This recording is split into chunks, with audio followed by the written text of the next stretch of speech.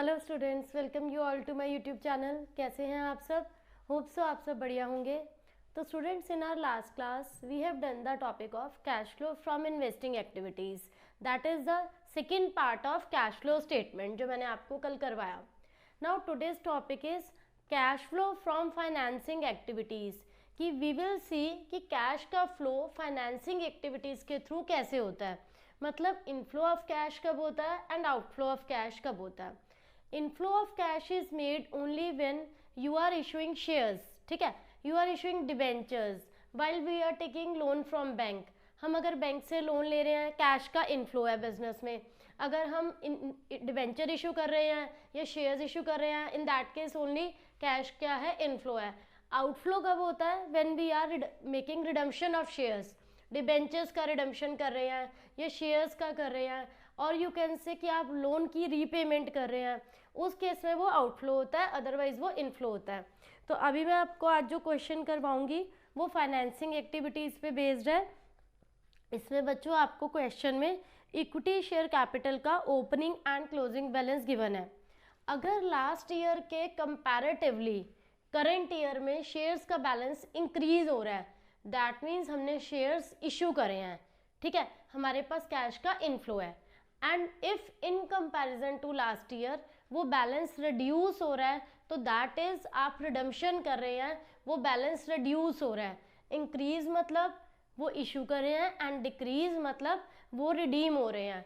Like अब आपको बच्चों क्वेश्चन में इक्विटी शेयर बैलेंस 22 में है 6 लाख, एक 22 ईयर है 23। इक्विटी शेयर का बैलेंस यहाँ है 6 lakh and current year balance is 8 lakh. Fine, तो इसको आप कैसे ट्रीट करोगे? अगर मैं यहाँ पर अब बनाते हैं, हेडिंग डालिए आप, cash flow from financing activities. Financing activities, आपको ये इक्विटी शेयर कैपिटल का बैलेंस गिवन है। इक्विटी शेयर कैपिटल का ये आपका बैलेंस लास्ट ईयर के कंपैरेटिवली इंक्रीज हो रहा है। And one more adjustment is given कि equity shares are issued at a premium, कि जो आपके इक्विटी शेयर इशू हैं इंक्रीज हो रहे हैं 2 लाख से, तो आप यहाँ लिखेंगे proceeds from issue of equity share capital. Equity share capital 2 lakh. Fine, 2 lakh से इंक्रीज हो रहे हैं तो 2 लाख। अब जो ये इक्विटी शेयर है ये आपके इशू हुए हैं जो 2 लाख से इंक्रीज हुए हैं, ये हुए हैं बच्चों प्रीमियम पे। प्रीमियम है 15%। तो अब आप इसमें अगर प्रीमियम कैलकुलेट करेंगे, 2 लाख से इंक्रीज हुए हैं, 2 लाख मल्टीप्लाई 15/100, प्रीमियम पे हुए 30,000 आपका क्या है, प्रीमियम है। तो प्रीमियम इसमें क्या हो जाएगा, ऐड हो। Fine, one more adjustment is given, that is कि इक्विटी शेयर्स को जो आपने इशू करा है इस पे अंडरराइटिंग कमीशन पे करी है 10,000 की। बच्चों अंडरराइटिंग कमीशन का जो पॉइंट है, जब आप शेयर्स इशू कर रहे हैं with the help of underwriter, with the help of broker, you need to pay some commission to that person, that is underwriting commission। तो वो शेयर्स में जो आपने कमीशन पे करा 10,000 का, like issue of share capital 6 lakh से 8 लाख हुई, 2 लाख से वो इंक्रीज हो रहा है, प्लस वो प्रीमियम पे इशू है तो हम इस बैलेंस पे प्रीमियम निकाला प्लस करेंगे, एंड अंडरराइटिंग कमीशन आप पे कर रहे हैं 10,000, उसे आप यहाँ पर सब्ट्रैक्ट करेंगे।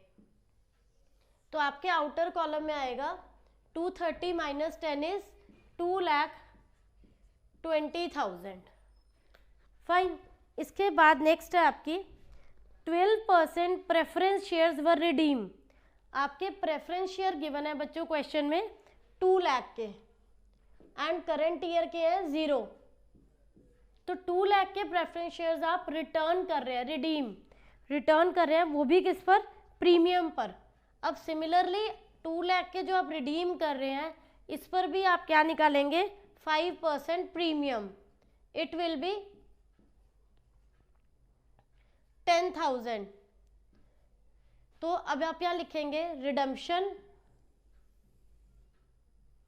आप रिडम्पशन कर रहे हैं प्रेफरेंस शेयर की, रिटर्न कर रहे हैं। कैसे पता चलता है बच्चों? इंक्रीज हो रहा है बैलेंस तो इशू है, डिक्रीज हो रहा है तो मतलब रिडीम हो रहे हैं। 2 लाख ये एंड 10,000 आपके प्रीमियम के। जब भी आप रिटर्न करेंगे आप ब्रैकेट में लिखेंगे, क्योंकि दिस ये जो बैलेंस है this shows outflow of cash. Issue करना मतलब इनफ्लो और रिडीम ब्रैकेट में है तो मतलब कैश का क्या हो रहा है? आउटफ्लो हो रहा है। फाइन, तो ये दोनों एडजस्टमेंट्स होगी आपकी जो बेसिक है इक्विटी शेयर की एंड प्रेफरेंस की। Next point is given debentures. Last year बच्चों डिबेंचर्स है 0 आपके एंड करेंट ईयर है 1 लाख। लास्ट ईयर डिबेंचर्स है 0 एंड करेंट है 1 लाख, यानी आपके 1 लाख के डिबेंचर इशू हुए। एंड एडजस्टमेंट इज गिवन कि डिबेंचर आपके इशू हैं डिस्काउंट पर। डिबेंचर्स जो इशू हैं 1 लाख के एट ए डिस्काउंट ऑफ 1%, तो आप यहाँ पर 100 लेस करके 1 लाख के डिबेंचर 1000 लेस करके इशू ऑफ डिबेंचर्स यहाँ पे लिखेंगे 1 lakh minus 1000, this is 99,000। Next point is dividend paid on old preference shares. आपने डिविडेंड पे करा है प्रेफरेंस शेयर्स पर 24,000। बच्चों जहाँ भी आप पेमेंट शो करेंगे वो आपका ब्रैकेट में आएगा, क्योंकि वो पेमेंट है। Dividend paid on preference shares bracket में आएगा 24,000। नेक्स्ट है इंटरेस्ट पेड ऑन डिबेंचर्स। आपने शेयर्स पे जैसे डिविडेंड पे करा है, डिबेंचर्स पे करा है बच्चों इंटरेस्ट, तो ये भी पेमेंट हो रही है आपकी। इंटरेस्ट पेड ऑन डिबेंचर्स कितना जा रहा है आपका क्वेश्चन में गिवन है बच्चों, दिस इज 14,000, ये भी ब्रैकेट में आ जाएगा। नेक्स्ट बच्चों गिवन है propose dividend on equity shares. आपके 22 ईयर के शेयर थे 6 लाख, 23 के थे 8 लाख, तो आपका जो डिविडेंड है इन शेयर्स पर इस 22 वाले ईयर का था बच्चों 90,000 एंड करंट ईयर का था 1,20,000। यहाँ पर जो मेरे को डिविडेंड पता है 22 ईयर का डिविडेंड है 90 एंड करंट ईयर का है 1,20,000। तो ये आपका बच्चों रूल है, करंट ईयर का डिविडेंड आप इग्नोर करेंगे। ये न्यू रूल है आपका कि जो भी आपका करंट ईयर के शेयर्स का डिविडेंड है you need to ignore that. Old balance पर जो भी आपका डिविडेंड है वो पे किया जाएगा। कैश फ्लो फ्रॉम ऑपरेटिंग में भी आप इसी को माइनस करेंगे एंड फाइनेंसिंग में भी। करंट ईयर का डिविडेंड आपको बच्चों इग्नोर करना है। Fine, 2 dividends are if given to you for both years, you have to consider the dividend of old year। 90,000 वाला आप कंसीडर करोगे। proposed dividend on equity shares 90,000। तो यहाँ आपकी बच्चों ऑलमोस्ट सारी फिगर्स जो है वो नेगेटिव आ रही हैं। अब हम इनका एडिशन सब्ट्रैक्शन देखेंगे। First 2,20,000 is positive, 210 is negative, 24 again negative, 234 then again negative, 248 again negative, 3,38,000 और पॉजिटिव है आपका, ये नेगेटिव है, पॉजिटिव में आपका 220 एंड 99, 3,19,000 आपका पॉजिटिव है, 3,38,000 आपका नेगेटिव है। तो आपका यहाँ पर रिमेनिंग जो नेगेटिव आ रहा है 19,000, और वो जब भी आपका ब्रैकेट में आएगा नेगेटिव आएगा आप यहाँ वर्ड यूज करोगे नेट कैश यूज्ड। पॉजिटिव आएगा तो कैश फ्लो फ्रॉम, ठीक है। अगर ये बैलेंस बच्चों पॉजिटिव आता है तो आप वर्ड यूज करोगे कैश फ्लो फ्रॉम, और अगर ये नेगेटिव आ रहा है तो आप वर्ड यूज करोगे यहाँ पर नेट कैश यूज्ड। ये आपको ध्यान में रखना है कि आपको नेट कैश यूज कब करना है एंड नेट कैश फ्लो कब करना है। ये आपको पता होना चाहिए कि ये दोनों में से कब कौन सा वर्ड आप यूज करेंगे। तो यहाँ हमारा वर्ड आ जाएगा net cash used in financing activities. तो तो यहाँ पर बच्चों ये आपका आंसर आ गया 19,000। ठीक है, इसके बाद नेक्स्ट देखते हैं। इसके बाद बच्चों हमारा नेक्स्ट क्वेश्चन है, इक्विटी शेयर कैपिटल का आपको बच्चों बैलेंस दे रखा है। ओल्ड ईयर का है 20 लाख, न्यू ईयर का है 30 लाख। तो आपके यहाँ पर क्या हो रहे हैं, शेयर कैपिटल इंक्रीज हो रही है, इक्विटी शेयर कैपिटल। अब आपको यहाँ एक पॉइंट मेंशन है कि आप डिविडेंड देंगे इक्विटी शेयर कैपिटल पर 2022 के बैलेंस पर, 2022 के बैलेंस पर। एंड आपकी कैपिटल इंक्रीज हो रही है 20 लाख से हो रही है बच्चों 30 लाख। तो आपके ये कितना इंक्रीज हो रहा है इस शेयर कैपिटल का, 10 लाख। फाइन। इसके अदर देन आपको एक पॉइंट दे रखा है कि आपको जो डिविडेंड पे करना है वो 22 के बैलेंस पे करना है, एंड वो करना है 8% के according.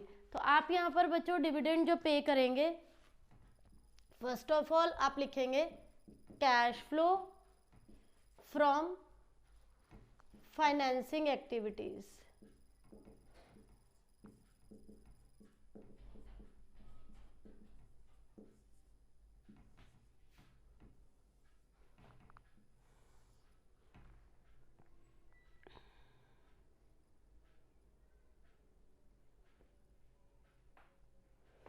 Issue of equity share capital, issue of equity share capital increase हो रहा है आपका बच्चों 10 लाख से।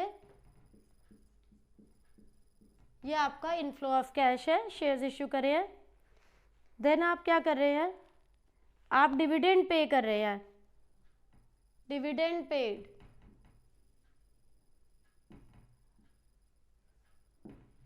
कितना पे कर रहे हैं, ओल्ड ईयर के बैलेंस पर 20 लाख पर आप डिविडेंड दे रहे हैं बच्चों 8% के अकॉर्डिंग।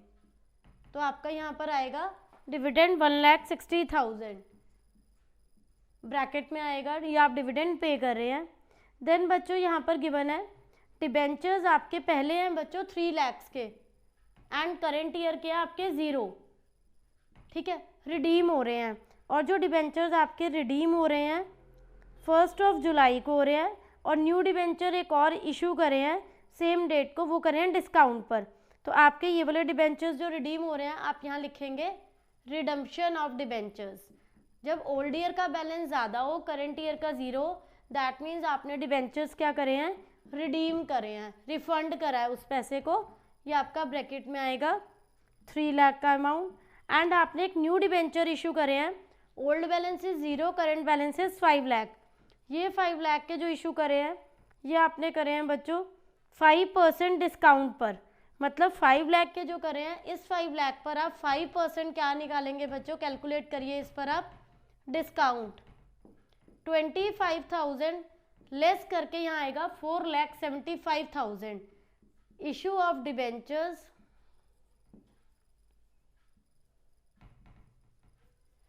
4,75,000। 5 लाख के डिबेंचर इंक्रीज हुए जिस पर आपने क्या दे दिया, डिस्काउंट। तो ये रिमेनिंग रह गए आपके 4,75,000। फाइन। देन आपको दे रखा है बच्चों क्वेश्चन में एक पॉइंट कि आप propose dividend on equity share capital, वो हम कैलकुलेट कर चुके हैं। One more point is interest paid. इन सब पॉइंट्स के अलावा आपका एक पॉइंट है interest paid on bank overdraft. आप इंटरेस्ट पे कर रहे हैं 10,000 का, interest paid on bank overdraft. आप कितना इंटरेस्ट पे कर रहे हैं, 10,000 का, ये भी ब्रैकेट में आएगा। And one more point is कि आपको डिबेंचर्स पर इंटरेस्ट देना है, और जो डिबेंचर्स पर इंटरेस्ट देना है वो आप कैसे कैलकुलेट करेंगे। यहाँ पर आपने डिबेंचर रिडीम करे हैं, जो 3 लाख के डिबेंचर थे 12% वाले, वो आपने रिडीम करे हैं बच्चों जुलाई को। तो 3 मंथ्स का आपको वो देना पड़ेगा। इनका नेम था 12%। ये डिबेंचर्स थे 3 लाख के, 3 लाख इंटू 12% इंटू 3 मंथ्स का, क्योंकि 3 मंथ्स बाद आपने रिडीम करे हैं। ये आ रहा है आपका 9,000 का इंटरेस्ट। एंड जो आपने न्यू इशू करे हैं सेम डेट पर 10% डिबेंचर्स 5 लाख के, 5 लाख के डिबेंचर सेम डेट तो उन पे आप इंटरेस्ट दोगे आगे के 9 मंथ्स का। ये आपने रिडीम करे हैं 3 लाख वाले, तो इन 3 लाख पे आप इंटरेस्ट देंगे पहले के 3 मंथ्स का, क्योंकि जुलाई में आप इन्हें क्या कर रहे हैं, रिटर्न। एंड जो न्यू इशू कर रहे हैं वो भी जुलाई की डेट को करें हैं, उस पर जो आप पे करेंगे वो आगे के मंथ्स का पे करेंगे। ये न्यू इशूड है एंड ये आप रिडीम कर रहे हो, तो ये आपका आ जाएगा बच्चों 45,000 1 जुलाई 9 मंथ्स का। इसका आपका जो वो है 10% है, सॉरी यहाँ 10।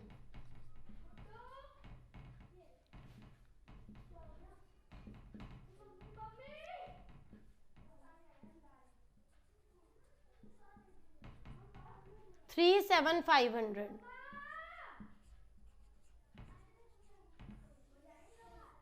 तो आपका टोटल इंटरेस्ट हो गया 46,500। ये हम इंटरेस्ट पे कर रहे हैं। डिबेंचर्स का इंटरेस्ट आ रहा है आपका 46,500। देखो बच्चों 3 लाख के डिबेंचर्स ऐसे हैं जिनको आपने रिडीम करा है जुलाई में, तो उन पे आप इंटरेस्ट पे करोगे 3 मंथ्स का, अप्रैल मई एंड जुलाई। एंड कुछ डिबेंचर्स ऐसे हैं जो आपने 1 जुलाई को इशू करे हैं, उन पर आप दोगे 9 मंथ्स का, तो 46,000 इंटरेस्ट पेड ऑन डिबेंचर्स। अब आपका ये 10 लाख का पॉजिटिव बैलेंस है, 1,60,000 और 3 लाख। 460 नेगेटिव है, 470 भी नेगेटिव है,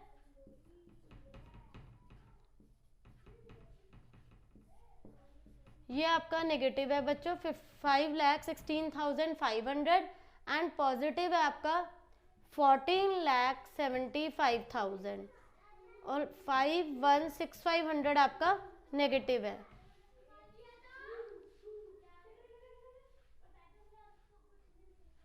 तो यहां पर आएगा आपका आंसर बच्चों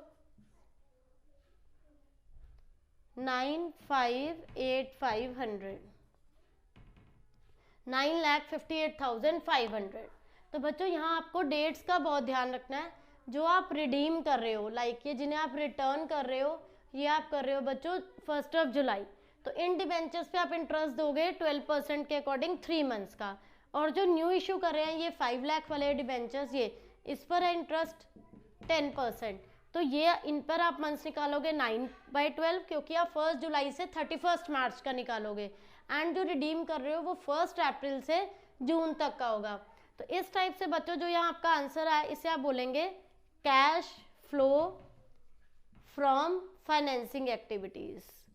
और अगर आपका नेगेटिव आएगा तो कैश यूज्ड वर्ड आएगा। अब ये पॉजिटिव आया तो cash flow from financing activities. तो बच्चों इट्स ऑल अबाउट ये जो भी मैंने आपको करवाया। होप सो आप सबको ये टॉपिक क्लियर हो गया होगा, कोई डाउट नहीं होगा। Still you are having any doubt, please ask in comment section. Thank you.